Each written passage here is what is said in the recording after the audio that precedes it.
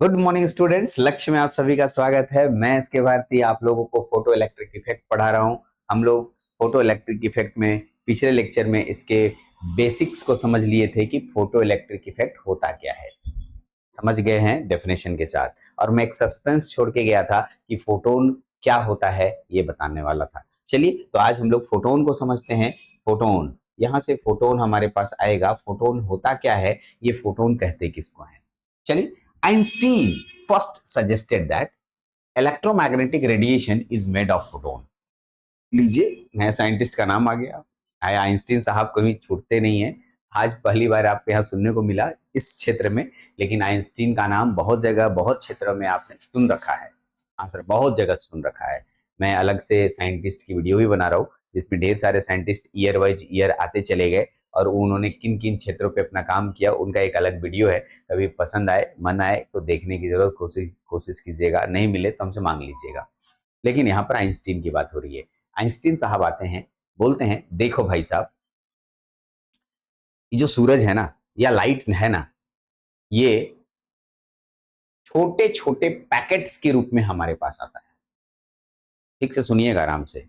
ठीक, मैं इसके लिए एक व्हाइट बोर्ड लेता हूं, आपको समझाने की पूरी कोशिश करता हूं। व्हाइट बोर्ड में मैं बेहतर समझा पाऊंगा आपको इसको, मैं तो फिर नोट्स पे आऊंगा ही, आपको पढ़ाऊंगा ही। क्या बोलना चाह रहा हूं, मेरी बात को सुनिएगा।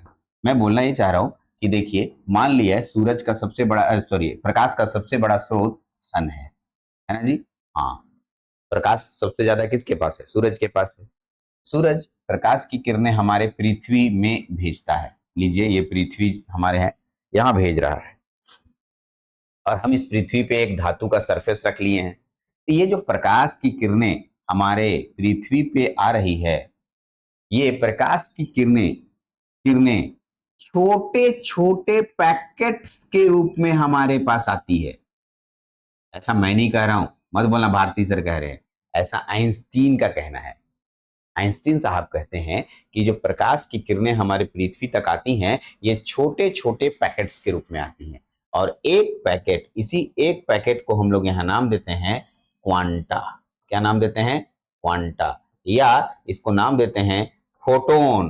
क्या नाम देते हैं? फोटोन। बहुत इंपॉर्टेंट है, क्वांटा या फोटोन। चलिए, फोटोन शब्द से तो जानकारी मिली सर। फोटोन प्रकाश का ही एक सूक्ष्मतम पार्ट है, मतलब एक छोटा पैकेट को, एक पैकेट को हम फोटोन कह रहे हैं। ऐसा एक फोटोन तो होगा नहीं, यानी आ रहा होगा तो बंडल के रूप में बन बन के ढेर सारा आ रहा होगा, क्योंकि प्रकाश तो कंटिन्यूअस आते रहता है। एक बंडल आया, उसके पीछे दूसरा बंडल, उसके पीछे तीसरा बंडल। कभी बड़ा फैक्ट्री में जाना, वहां बिस्किट बनते हुए देखते होंगे। एक बिस्किट बना, उसके पीछे दूसरा, उसके पीछे तीसरा, उसके पास चौथा, उसके पीछे पांचवा, उसके पीछे छठा, ऐसे कंटिन्यू चलते रहता है, रुकता नहीं है जब तक आप बंद नहीं करते हैं। उसमें बंद कर सकते हैं, इसमें तो कभी बंद ही नहीं होगा। इन सूरज की रोशनी जो हमारे पास आ रही है, ये छोटे छोटे पैकेट्स के रूप में आ रही है। इन पैकेटों को क्वांटा कहते हैं और ऐसा आइंस्टीन का मानना था, ऐसा कहना था। चलिए, यहां तक रुकते हैं। अब हम लोग हमारे पीडीएफ नोट्स पे पहुंचते हैं। ठीक, तो क्वांटा क्लियर हो गया कि प्रकाश के एक छोटे पैकेट को हम लोग क्वांटा बोलते हैं। आइए, ठीक। 10 photon is the elementary element of light. जो बात मैंने बोला उसी को मैंने सेंटेंस बना दिया। Elementary element of light. Elementary मतलब सबसे प्राथमिक बोलेंगे, ठीक है। एलिमेंट माने तत्व। प्रकाश का सबसे प्राथमिक तत्व जो होगा वो हमारा फोटोन होगा। और we can say that light is made of photon, या हम ऐसा भी कह सकते हैं कि जो लाइट है फोटोन से मिलके बना है, फोटोन्स से मिलके बना है। एक फोटोन नहीं, ढेर सारे फोटोन्स से मिलके बना है। ठीक, इन दोनों लाइनों में कोई प्रॉब्लम नहीं होनी चाहिए। देखिए, मैं सेंटेंस इतना इजी बनाया हूं। हाँ, ये अलग बात है कि मैं इसको हाथों से लिखता, लेकिन मेरे को लगा कि राइटिंग कितना पसंद आएगा नहीं आएगा, तो मैं इसको टाइप कर दिया अपनी भाषा में, कलरफुल तरीके से बना के आपके सामने रख रहा हूं। अगर अगर ये सेंटेंस आपको परेशान करता है, कहीं अंग्रेजी में दिक्कत हो रही है, तुरंत कंसल्ट कीजिए हमसे, तुरंत बात कीजिए। हम एकदम तोड़ तोड़ के हिंदी बता देंगे और आपको समझा देंगे। सबसे बड़ा प्रॉब्लम अंग्रेजी का ही होता है, ये आपके साथ नहीं मेरे साथ भी था। और मैं इस फीलिंग्स को बहुत बखूबी समझता हूं कि आपको किस चीज की परेशानी हो रही होती है जब आप शुरुआत दौर में आते हैं। चलिए, तो क्लियर हो गया कि sir elementary element of light होता है और जितने भी लाइट होते हैं फोटॉन्स से मिलकर बने होते हैं। आइंस्टीन शोड दैट, आइंस्टीन ने बताया light energy is not emitted continuously but it is emitted in the form of packets. जो आइंस्टीन साहब थे वो उनका कहना था देखो लाइट तो दिख रहा है हमारे पास कंटिन्यूअस आ रहा है, हमको देखने में ऐसा लगता है, ऐसा नहीं है। लाइट आ रहा है मेरे पास छोटे छोटे पैकेट में, एक पैकेट आ रहा है फिर दूसरा आ रहा है फिर तीसरा आ रहा है फिर चौथा आ रहा है फिर पांचवा आ रहा है, ऐसे पैकेट्स के फॉर्म में आ रहा है। ठीक है, इतना नजदीक नजदीक है कि हमें पता नहीं चलता, हम लोग को लगता है कंटिन्यूअस आ रहा है, ऐसा आइंस्टीन का मानना था। देखिए हर साइंटिस्ट अपना अपना एक्सपेरिमेंट करता है और उस एक्सपेरिमेंट में अपनी बात रखता है, बाकी उसके बाद वाले साइंटिस्ट उसको सही या गलत साबित करते हैं। ठीक है, तो इस क्षेत्र में ठीक है जो वेव नेचर में बताया था आइंस्टीन ने, उसमें पूरी की पूरी बात इन्होंने अपनी बात रखी है और इसका दूसरे साइंटिस्ट ने अपना काट भी निकाला है या उन्होंने बताया है। फिलहाल हम लोग उधर नहीं जा रहे और हम लोग अपने इस आइंस्टीन के फोटो इलेक्ट्रिक इफेक्ट वाले सेक्शन में हैं, तो उसमें हम लोग पढ़ रहे हैं। Einstein showed that light energy is not emitted continuously but it is emitted in the form of packets of energy called quantum of energy. या यहाँ छूट गया एक लाइन, या फोटोन। क्वांटम ऑफ एनर्जी का ही दूसरा नाम फोटोन होता है, यानी छोटे छोटे पैकेट्स के रूप में ये बने होते हैं। हाँ, फोटोन समझ में तो आ गया सर। अरे सर आप वही बता रहे थे ना कि धातु से इलेक्ट्रॉन निकालना है तो लाइट से निकलेगा, आप तो लाइट पढ़ा रहे थे, तो इतना बात पता चला कि जो प्रकाश है लाइट है वो छोटका छोटका पैकेट में बटल होगा। हाँ सर ठीक है, ऐसे समझो ना जी। मेरे पास एक बोरा आया, एक बोरा चावल, हमको लगा एक बोरा चावल हमको मिला, ठीक, लेकिन जब हम बोरा खोले तो उसमें भी पैकेट पैकेट मिला, 1 किलो का पैकेट था चावल का। ठीक है, तो वही बात हुआ, प्रकाश तो एक साथ आ रहा है लेकिन जब प्रकाश के सामने गए तो पता चला कि ये प्रकाश छोटे छोटे पैकेटों से मिलकर बना है, यानी सारे पैकेट्स को जोड़ देंगे तो पूरा प्रकाश का पुंज बन जाएगा, प्रकाश की ठीक है रेज बन जाएगी। ठीक है, आगे बढ़ते हैं। These quanta travel in space in the form of bundles और पैकेट्स नोन एज फोटोन। अच्छा, ऊपर के भाषा को नीचे मैंने लिख दिया, ऊपर ही लिखने बोले तो छूट गया, नहीं छूटा है कुछ भी, यहाँ बोले नहीं क्वांटम ऑफ एनर्जी इसी को फोटोन कहते हैं, उसी को नीचे लिख दिया। दीज क्वांटा, यानी जो क्वांटा यहाँ शब्द यूज किए हैं पैकेट्स, ट्रेवल इन स्पेस मतलब फ्री स्पेस में मूव कर सकता है सर, वैक्यूम में मूव कर सकता है। और एक बात बोले, इलेक्ट्रोमैग्नेटिक रेडिएशन बोले थे, इलेक्ट्रोमैग्नेटिक वेव के लिए किसी मीडियम की जरूरत नहीं होती है। क्या बोले, इलेक्ट्रोमैग्नेटिक वेव के लिए किसी मीडियम की जरूरत नहीं होती है, यह स्पेस में मतलब वैक्यूम में मूव कर सकता है। क्लियर, ये बात नोट कर लीजिएगा, आगे काम आएगा, बहुत सारा टॉपिक पढ़ना बाकी है। हाँ, these quanta travel in space in the form of bundles or packets known as photon. Photon carry a definite amount of energy with them. ये सबसे इंपॉर्टेंट बात है, यही एक इंपॉर्टेंट बात है ना जो आपको इसका जवाब निकाल के दे देगा कि क्यों इलेक्ट्रॉन निकाला। अरे मेटल सरफेस इलेक्ट्रॉन निकला ना जी, क्यों निकला, तुमसे क्वेश्चन पूछे थे। क्योंकि ये जो पैकेट्स था इसे हम क्वांटा बोलते हैं, इसके पास डिफिनिट अमाउंट ऑफ एनर्जी है। क्या बोले, सुना, डिफिनिट अमाउंट ऑफ एनर्जी, निश्चित मात्रा वाला ऊर्जा। जब ऊर्जा है और इलेक्ट्रॉन को ऊर्जा मिलेगा तो इलेक्ट्रॉन कहां बैठने वाला, तुम्ही को 50 रुपया भी दे देंगे तो तुम बैठ जाओगे, अरे अन्य खसकोगे, सर आते हैं सर आते हैं सर आते हैं, और कूद के कहां भागोगे, समोसा का दुकान में, है ना। हाँ, तब तक रहोगे दुकान में जब तक कि 50 रुपये का 5 गो समोसा ना खा लिया, पैसा मतलब क्या बोले, पैसा हजम, खेल खत्म, फिर से वापस अपने कुर्सी पे आके बैठ जाओगे। हाँ सर अब बोलिए क्या बोल रहे थे आप, कुछ ऐसा ही होता है। ठीक है, एग्जाम मत लिख देना ऐसा भाई, एकदम। इसका मतलब आइंस्टीन साहब ने कहा कि जो फोटोन है, ये जो फोटोन है carry different amount of photons carry different amount of energy with them. अपने पास हर पैकेट में एक निश्चित ऊर्जा होती है, कितनी ऊर्जा होती है वो मैं आगे पढ़ाऊंगा, आप ऊर्जा का मान भी निकाल के बताऊंगा, वो भी आपको आगे मिलेगा। चलिए, तो मैं समझाना ये चाह रहा था, एक फोटो मैंने रखा है, इस फोटो से आपको काफी हद तक ये समझाना चाह रहा था कि यदि आप टॉर्च लेते हैं तो भी तो लाइट ही वेव है सर। हाँ लाइट वेव है, तो वो लाइट वेव जैसे चलता है हम उसको तोड़ तोड़ के दिखा दिए। समझना ये समझाना चाह रहे हैं कि ये पैकेट्स हैं और इसी पैकेट्स को हम लोग यहाँ पर फोटोन बोलते हैं और इसकी एनर्जी होती है HF। सर H भी नहीं जानते, F भी नहीं जानते, E मतलब तो मान लिया एनर्जी, मान लिया नहीं होता ही है एनर्जी, HF नहीं जानते, घबराइए नहीं, अभी देखिए खाली आगे मिलेगा, डिटेल मिलेगा, एच कहां से आया और एफ कहां से आया ये भी बताऊंगा, ये दोनों कैसे आए इस पे हम लोग डिस्कस करेंगे, एकदम डिस्कस करेंगे, बढ़िया से डिस्कस करेंगे, हाँ ना। चलिए, लेकिन इतना क्लियर हो गया सर कि जो प्रकाश की किरणें आती हैं वो छोटे छोटे पैकेट्स के रूप में होती हैं, जिन्हें हम लोग फोटॉन्स कहते हैं, क्वांटा कहते हैं, ठीक। और एक फोटोन के पास एनर्जी अभी रहे, याद कर जाओ, अभी याद कर जाओ, एच एफ, एच बोल दे रहा हूं प्लैंक्स कांस्टेंट, और एफ को बोलते हैं फ्रीक्वेंसी। सर अभी क्यों बता दिए, आगे मिलेगा और एक बार फिर बताएंगे, खाली देख रहे हो तो बता दिए, ठीक है। तो इतना क्लियर हो गया सर, जो क्वेश्चन हम लोग आंसर ढूंढ रहे थे मिल रहा है, धीरे धीरे मिल रहा है, एकदम आराम से चलिए, मेरे लेक्चर्स में कुछ नहीं, ऐसे बैठिए और मेरे लेक्चर देखते रहिए। जब मैं बोलूंगा कि नोट्स अब नोट कीजिए तो आप पीडीएफ से नोट्स नोट कर लीजिएगा, एकदम आराम से नोट कीजिएगा। लेकिन अगर समझ जाइएगा ना एक बार ना, तो मैं आपको गारंटी देता हूं एग्जाम में कोई भी स्ट्रेस फील नहीं होगा, तनाव नहीं फील होगा, ऐसा लगेगा एकदम हलवा जैसा लिख रहे हैं और एकदम पूरा लिखा के आ गया, ठीक। वो एग्जाम में एकदम, लेकिन थोड़ा सा भी इधर उधर नहीं भटकना है, एकदम कंसंट्रेट करके हमको सुनते रहिए बस। हाँ, तो क्लियर हो गया कि फोटोन के पास एनर्जी होती है और ये पैकेट्स के रूप में चलता है। अब आइए चलिए फोटोन के प्रॉपर्टीज को जानते हैं कि सर तुम जो फोटोन हो, तुम्हारा कोई खास गुण है, तुम्हारा कोई खास गुण है? हाँ बताएगा ना जी, मैं ये हूं, मैं वो हूं, मैं ऐसा हूं, मैं वैसा हूं, अपना सारा बात बोलेगा। That's a properties of photon.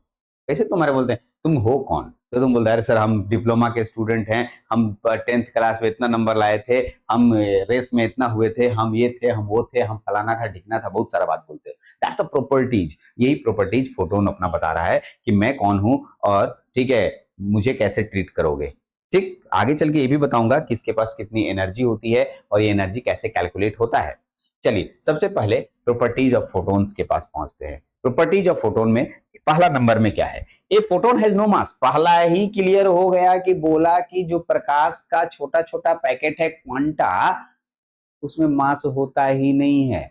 लो भाई, हम तो जानते थे कि मास होता है, दुनिया में हर हर चीज का मास होता है, लेकिन ये बोल दिया नहीं भाई फोटोन के पास मास नहीं होता है, नो मास, पहला क्लियर। तो ये बात इसका इसका गुण कहलाया।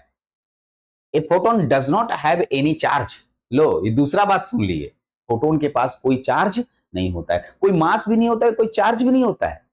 आश्चर्य वाली बात है, हाँ जी। एक एक चीजों को याद कीजिए, that is it's a neutral particle. Yes, charge नहीं है तभी तो न्यूट्रल पार्टिकल है, हाँ जी, चार्ज नहीं होता उसी को न्यूट्रल पार्टिकल बोलते हैं। यानी फोटोन के पास मास नहीं होता है, प्रोटोन न्यूट्रल पार्टिकल है, यानी उसके पास चार्ज नहीं होता है। तीसरा, a photon does not get deflected by electric or magnetic field, a photon does not get deflected। तो अच्छे से सेंटेंस पढ़िए, थोड़ा मोड़ा ट्रांसलेशन आता है, मान के चलूंगा कि आपने टेंस वगैरह पढ़ के आया है तो थोड़ा मोड़ा जानते हैं। कहता है कि ए photon does not gate deflected, does not gate deflected का मतलब क्या समझते हैं, मतलब विचलित नहीं होना, डिफ्लेक्शन का मतलब विचलित होना, डज नॉट विचलित नहीं होना, ठीक। डज नॉट गेट डिफ्लेक्टेड का मतलब है विचलित नहीं होगा। कहां विचलित नहीं होगा जी, इलेक्ट्रिक और मैग्नेटिक फील्ड। सुनो, यहां चुंबक रख दो ऐसे, और यहां से फोटोन को गुजारो, अरे प्रकाश की किरण को गुजारो, प्रकाश का किरण सीधा निकल जाएगा, तुमसे हमको कोई मतलब नहीं है, तुमसे हमको कोई मतलब नहीं, समझाओ। अच्छा, कहना क्या चाह रहे हैं सर, बोल रहे हैं कि हम जो ये जो प्रकाश की किरणें आ रही हैं, यहाँ पर हम नॉर्थ पोल ऐसे और साउथ पोल ऐसे मैग्नेटिक फील्ड बना देंगे, ये मैग्नेटिक फील्ड बन गया। बोले यार तुम लोगों को कोई नहीं देखने वाला, हम सीधा भाग जाएंगे एकदम, कुछ नहीं होगा, हम तुम्हारे अगल बगल तक वो नहीं करेंगे तुम। यस, कोई डिफ्लेक्शन नहीं होता है, ये तो मैग्नेटिक फील्ड हुआ। ऐसे ही यहाँ पर पॉजिटिव चार्ज और नेगेटिव चार्ज रख देंगे जिससे हम इलेक्ट्रिक फील्ड क्रिएट करेंगे और प्रकाश की किरणों को गुजारेंगे, उसमें भी कुछ नहीं होगा, ठीक है, कुछ नहीं होगा। आपको पढ़ाए होंगे कभी रेडियो सक्रियता, अल्फा रे बीटा रे गामा रे, तो अल्फा रे विचलित हो जाता है मैग्नेटिक फील्ड में और इलेक्ट्रिक फील्ड में।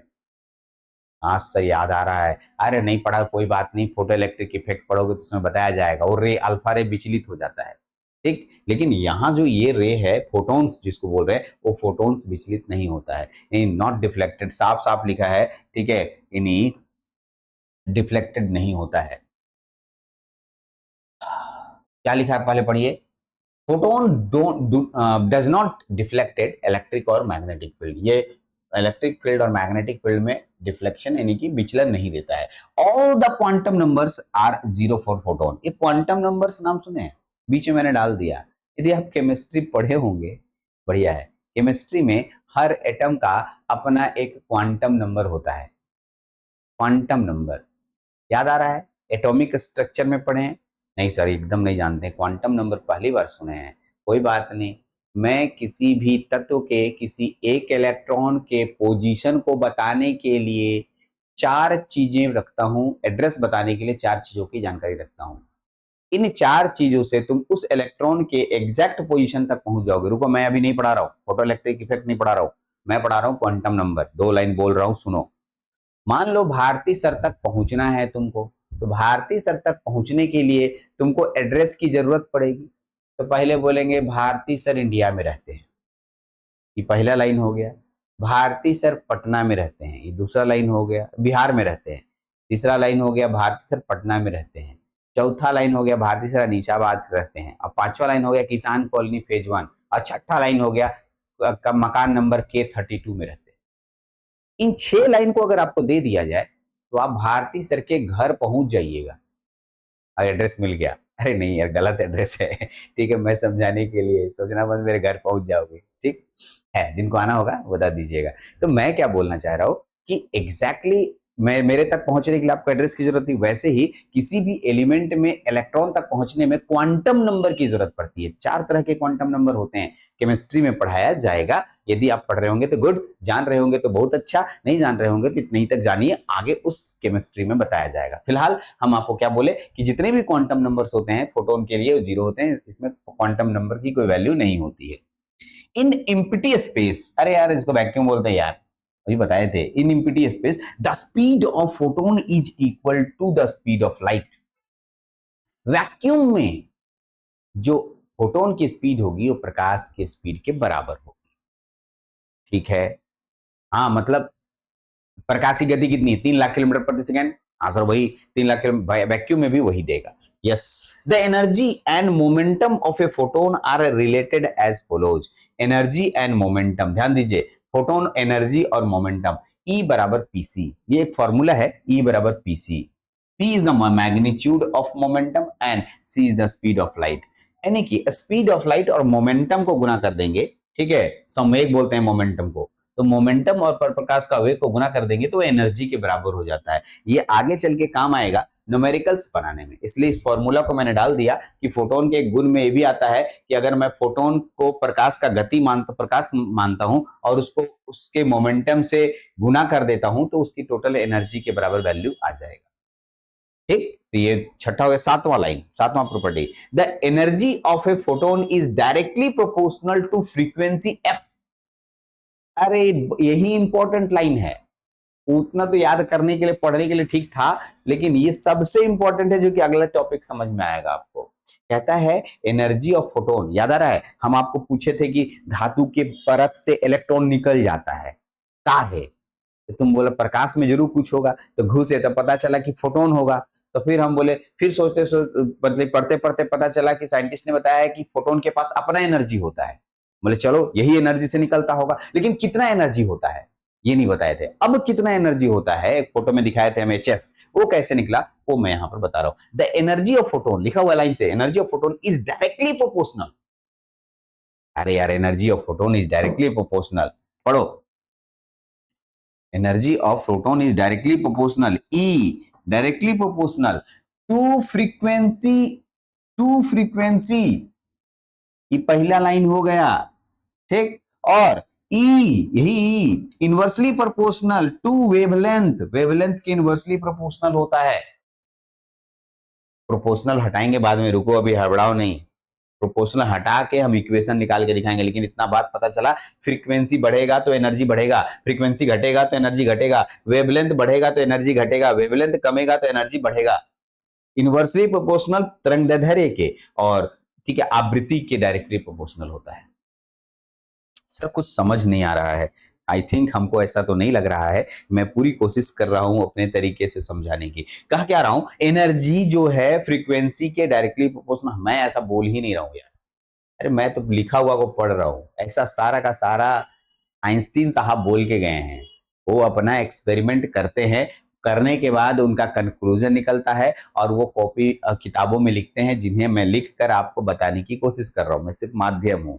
ठीक है, ये जो एनर्जी है ये फ्रीक्वेंसी के डायरेक्टली प्रोपोर्शनल होता है। हाँ सर। ये जो एनर्जी है, ठीक है, वेवलेंथ के इनवर्सली प्रोपोर्शनल होता है। हाँ सर। ये दोनों बातों को एकदम ध्यान रखिएगा।